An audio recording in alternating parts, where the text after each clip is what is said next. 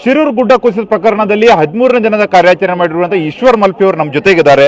Sir, ನೀವು ನಿನ್ನೆಯೂ ಸಹಿತ ಕಾರ್ಯಾಚರಣೆ ಮಾಡಿದ್ರಿ, ಇವತ್ತು ಸಹಿತ ಕಾರ್ಯಾಚರಣೆ ಮಾಡಿದ್ರಿ, ಅದರ ಕಾರ್ಯಾಚರಣೆಯಲ್ಲಿ ಯಶಸ್ಸು ಅಂತೂ ಸಿಗಲಿಲ್ಲ. ಏನು ಹೇಳ್ತೀರಾ ಸರ್?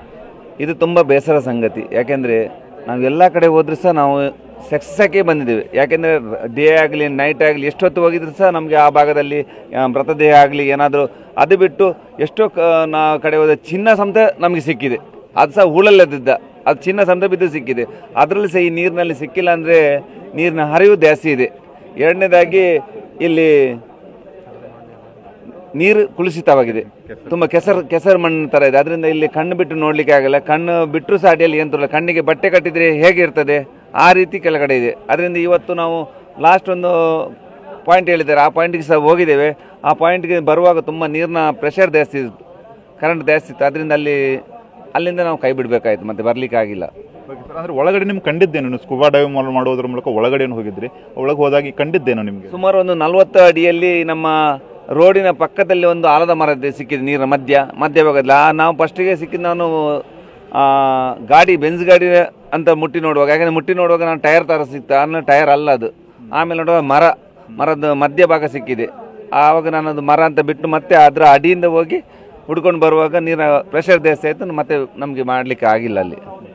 ಸರ್, ನಿನ್ನೆ ಕಾರ್ಯಾಚರಣೆ ಮಾಡಬೇಕಾದ್ರೆ 100 ಮೀಟರ್ ನೀವು ಹಂಗೆ ಮಿಸ್ ಆಗಿ ಹೋದ್ರಿ, ಹಗ್ಗ ತುಂಡಾಯ್ತು, ಏನಾಯ್ತು ಅವತ್ತು ಸಂದರ್ಭದಲ್ಲಿ? ನಿನ್ನೆ ಸಹ ಅದೇ ಥರ ನಾವು ಸುಮಾರು ಒಂದು 6 ಡೈಯನ್ನು ಅಲ್ಲಿ ಮಾಡಿದ್ದೇವೆ. ಆ ಪ್ರೆಷರ್ ಜಾಗ ಬರುವಾಗ ತುಂಬ ಪ್ರೆಷರ್ ಆಗಿ ಅಡಿಯಲ್ಲಿ ನಾವು ಹ್ಯಾಂಗರ್ ಹಾಕಿದ್ದೇವೆ. ಹ್ಯಾಂಗರ್ ಹಾಕಿ ನೀರು ಆಳದಲ್ಲಿ ಬರುವಾಗ ಕೈ ಇಟ್ಕೊಳ್ಳಿಕ್ಕೆ ಆಗುತ್ತೆ. ಯಾಕೆಂದರೆ ಪ್ರೆಷರ್ ಸುಮಾರು ಒಂದು 200 ಸ್ಪೀಡಲ್ಲಿ ಗಾಡಿಯಾಗೆ ಬರ್ತದೆ, ಅದೇ ಥರ ನೀರು ಸಹ ಅದೇ ಸ್ಪೀಡಲ್ಲಿ ಬರ್ತದೆ. ಆವಾಗ ನಾವು ನಿಲ್ಲಕ್ಕೆ ಆಗಲ್ಲ, ಆವಾಗ ನಾವು ಕೈ ಬಿಡಲೇಬೇಕಾಯಿತು. ಕೈ ಬಿಟ್ಟು ನಾವು ಅಲ್ಲೊಂದು ಆಲದ ಮರಕ್ಕೆ ಹೋಗಿ ಡಿಕ್ಕಿ ಆಗಿದೆ ಅಡಿಯಲ್ಲಿ ಬೇರಿಗೆ. ಆವಾಗ ನಾವು ನಮ್ಮಲ್ಲಿ ಸೇಫ್ಟಿ ಬಟನ್ ಉಂಟು, ಆ ಬಟನ್ ಆವಾಗ ಸೇಫ್ಟಿ ಇದರಲ್ಲಿ ಮೇಲೆ ಬಂದುಬಿಡ್ತೇವೆ. ಆವಾಗ ನಮ್ಮ ರಕ್ಷಣೆಗೆ ನಮ್ಮ ಎಸ್ಟೇಟ್ ಪಡೆ ಆಗಲಿ ಮತ್ತು ಎಲ್ಲರೂ ಸಹ ನಮಗೆ ಸಹಾಯ ಮಾಡ್ತಾರೆ ಮೇಲೆ. ಸರ್, ಈಗ ನೀವು ಈ ರೀತಿಯಾದ ಕಾರ್ಯಾಚರಣೆ ಬಹಳಷ್ಟು ಮಾಡಿದ್ದೀರಾ, ಅದ್ರ ಒಳಗಡೆ ಇನ್ನು ಯಾವ ರೀತಿಯ ಕಾರ್ಯಾಚರಣೆ ಮಾಡಿದರೆ ಎಷ್ಟು ಸಿಗ್ಬೋದು ಅಂತ ಅಂತೀರಾ? ಯಾಕಂದರೆ ದೊಡ್ಡ ದೊಡ್ಡ ಯಂತ್ರಗಳ ಮೂಲಕ ಕಾರ್ಯಾಚರಣೆ ಮಾಡಬೇಕಾ ಅಥವಾ ಇನ್ನು ಬೇರೆ ಯಾವುದಾದ್ರು ಸಾಧನಗಳನ್ನ ಯೂಸ್ ಮಾಡಬಹುದಾ ಅಂತ? ನನ್ನ ಲೆಕ್ಕದಲ್ಲಿ ಇದು ನೀರಿನ ತಿಳಿಯಾದರೆ ಅಂಥ ಯಂತ್ರ ಯಾವುದು ಬೇಡ. ಯಾಕೆಂದರೆ ತಿಳಿಯಾದರೆ ಕಣ್ಣಿಗೆ ಗೋಚರಿಸ್ತದೆ.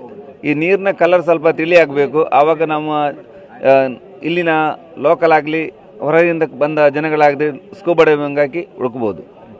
ಈಗ ನಿನ್ನೆ ಕಾರ್ಯಾಚರಣೆ ಮಾಡಬೇಕಾದ್ರೆ ನಿಮಗೂ ಸಹಿತ ಪೆಟ್ಟು ಹತ್ತಿತ್ತು, ಏನಾಯ್ತು ಅವತ್ತು? ಏನಾಯ್ತು ನಿಮ್ಗೆ? ಕಲ್ಲು ಸ್ವಲ್ಪ ಜಾರಿ ಸ್ಲಿಪ್ ಆಗಿ ಬಿದ್ದಿತ್ತು. ಅಂದ್ರೆ ಒಳಗಡೆ ನಿಮ್ಗೆ ಕಂಡಿದ್ದೇನೋ ಅವತ್ತೇನು ತಗಡಿಂದ ಏನಾದ್ರು ಕಂಡಿತ್ತು ಅಥವಾ ಕಲ್ಲು ಏನಾಯ್ತು? ಎಷ್ಟು ಅಂತರದಲ್ಲಿ ಬಿದ್ರಿ? ಕಲ್ಲು ಮಾತ್ರ ಸಿಕ್ಕಿದ್ದು ನಮ್ಗೆ. ಕಲ್ಲು ಮತ್ತೆ ದೊಡ್ಡ ದೊಡ್ಡ ಮರ ಎಲ್ಲ ಇದೆ. ಹೌದು. ಮತ್ತೇನು ಬೇರೆದೇನು ಕಂಡಿಲ್ಲ ಅಲ್ಲಿ? ಟ್ರಕ್ ಆಗಿರಲಿ ಬೇರೆದೇನು ನಿಮಗೆ ಕಂಡಿಲ್ಲ ಅಲ್ಲಿ? ಇಲ್ವಾ? ಈಗ ನಿಮ್ದು ಆರೋಗ್ಯ ಕೈ ಎಲ್ಲ ಸರಿ ಇದೆನಾ? ಸರಿ ಇದೆ, ತೊಂದರೆ ಇಲ್ಲ. ಅಂದ್ರೆ ನದಿಯ ನೀರಿನ ರಭಸ ಹೆಚ್ಚಿಗೆ ಇದ್ರೂ ಸಹಿತ ಯಾರಿಗೋ ಒಂದು ಕಡೆಗೆ ಒಳ್ಳೇದಾಗುತ್ತೆ ಎಂಬ ವಿಚಾರದಲ್ಲಿ ಈಶ್ವರ್ ಮಲ್ಪಿ ಅವರ ತಂಡ ಕಾರ್ಯಾಚರಣೆ ಮಾಡಿತ್ತು. ಆದರೆ ನದಿಯ ನೀರಿನ ರಭಸ ಮತ್ತು ಅಲ್ಲಿರುವಂತಹ ಕೆಸರು ಮಣ್ಣಿನಲ್ಲಿ ಯಾವುದೇ ರೀತಿಯಾದ ಕಾರ್ಯಾಚರಣೆ ಮಾಡುವುದರಲ್ಲಿ ಯಶಸ್ಸು ಸಿಗಲಿಲ್ಲ ಅಂತ ಸಹಿತ ಈಶ್ವರ್ ಮಲ್ಪಿ ಅವರ ತಂಡ ಹೇಳ್ತಾ ಇದೆ. ಕ್ಯಾಮರಾಮನ್ ದಿನೇಶ್ ಜೊತೆ ಸೂರಜ್ ಉತ್ತರೆ, TV9 ಕರ್ನಾಟಕ.